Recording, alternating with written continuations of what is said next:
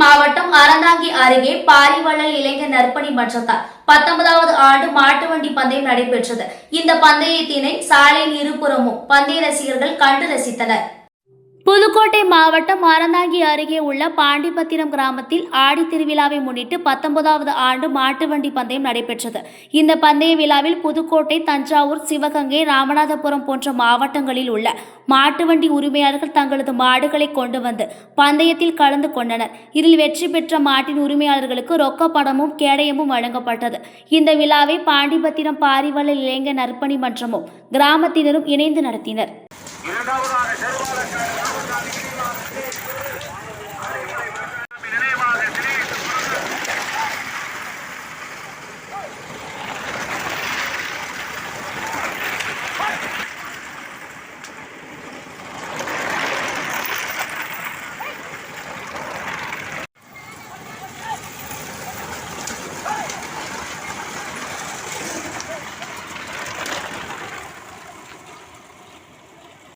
வடக்கூர் முத்துமாரியம்மன் துணை நண்பன் கோரி பொன்னை ஆட்டாடி